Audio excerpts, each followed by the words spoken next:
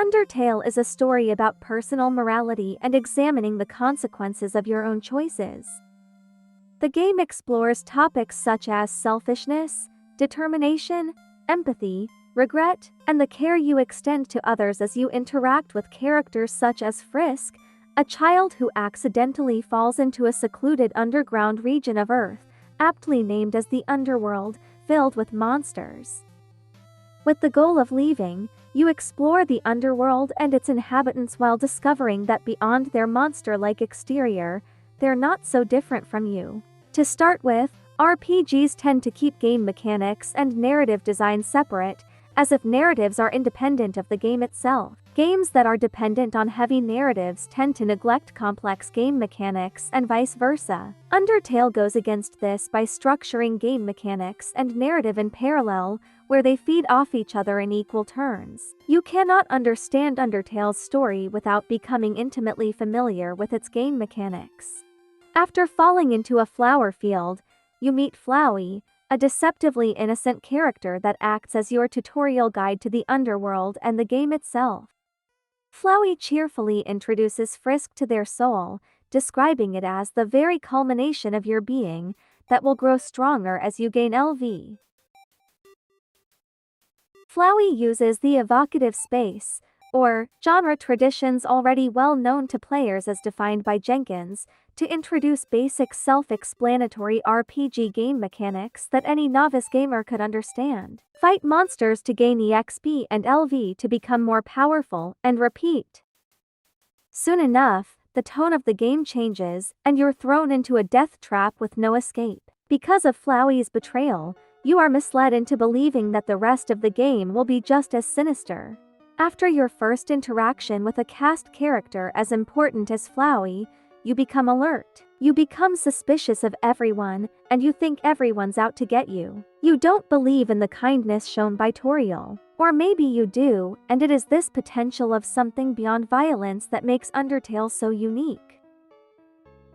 The game drops clues through various dialogues that guide you toward other options instead of killing every monster you encounter. While most RPGs are story-based and focused on player choice, there is rarely an option of non-violence in the main route. The mercy system is a game mechanic that allows you to let the monsters go after certain dialogue is triggered. This added option for mercy is far more complex than the normalized path of hurting things, showing that players can have fun beyond killing in an RPG game. Though, it is worth noting that taking this route is significantly more difficult to complete. The implications behind the mercy system forces players to examine what killing monsters means. Because when you are given the opportunity to spare your enemies, it makes you think of ones you did not spare, thus completing the transformation from enemies and monsters to characters. Not giving mercy to even one monster will prevent you from seeing the true ending of the game. As a result, most players who play Undertale for the first time end up ignoring these messages and play through the entire game as if the mercy button didn't exist. Most players are too used to playing other games where killing everything you see is the right way to play the game, and end up doing the same in Undertale as well. Choosing to fight a monster will lead to leveling up and being able to survive during fights even longer. Choosing to spare monsters will keep Frisk's HP the same, making it easier to die faster during fights, especially hard ones. Dialogue changes also depend on player actions across trials. Player actions are remembered by characters even if the player resets. This multitude of options during battles opens up branching possibilities. As explained by Jenkins, this is called emergent narrative, where players undergo different paths instead of one set narrative, depending on the choices they make. In Undertale, players can go down 3 different routes: genocide, neutral, and pacifist. The vastly different endings all reflect your actions throughout the game, and reminds you that your choices can have great effects on others, even if they may bring devastating results.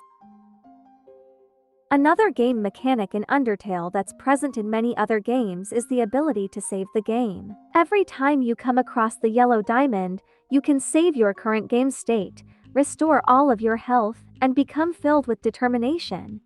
Typically, Games allow the user to save across multiple save slots, but in Undertale, you are only provided with one save slot. If you regret your actions, or want to replay the game after finishing one session, you must reset the game, erasing your files for the previous session. But when you do reset your game, you'll soon realize the reset didn't actually reset everything in the game. The characters talk as if they know you've already seen them before, and their dialogues will change based on the actions that should have been erased with the reset. The characters taunt you, reminding you that you can't completely change your actions and act as if you never did anything wrong. No matter how hard you try, the game already knows what you've done, and you must deal with the consequences. The game has a clever way of sequencing plot events in a way that feeds into the pattern of subversion. It dramatically switches between vocals on a dime. Characters you thought were benevolent try to murder you, while characters who tried to kill you become friends. The different styles of text that accompany each character's voice puts a spin on the drywall of text that people tend to skip through in other games. Undertale's rendition of the NPC dialogues is very much aware of its status as a game, and pokes fun at the idea with Sans. Most games shy away from too much NPC interactions outside of the main cast, but Undertale seems to thrive on it. It's quite unique in that regard and honestly works well due to its characters' charms. Characters such as Sans, Pajares, and Flowey are all unforgettable in their own ways. This pattern of subversion also adds a layer of complexity to these characters. They aren't simply one-dimensional villains or heroes, but characters with their own motivations and personalities that you, as Frisk, have to sift through. Characters are your most dangerous tools in storytelling. Undertale pursues this ideology with great success. The dialogues are very unique in this game, and every character aside from Frisk has a distinct voice, text flavor, and music, making it easier for you to connect with them, allowing you to feel empathy for the characters and extend care to them. Eventually, you start to sense the theme that the game hints at quite often throughout your gameplay: conflict, or rather, the deliberate choice to be kind or cruel to others. When you reach the end of the game, you find out the true meaning of EXP and love. It is explained that EXP was an acronym for execution points, while love was actually an acronym for level of violence. You are brought to the realization that everything you had deemed as harmless fun for the past few hours was a violent massacre of innocent beings, who you chose to kill even when you had the option to spare them and let them live. It doesn't matter if you regret your actions at this point, because the characters know what you've done, and will continue to remember even when you try and reset everything. Even if the characters were to forget, you would remember and have to be able to weigh what that means to you.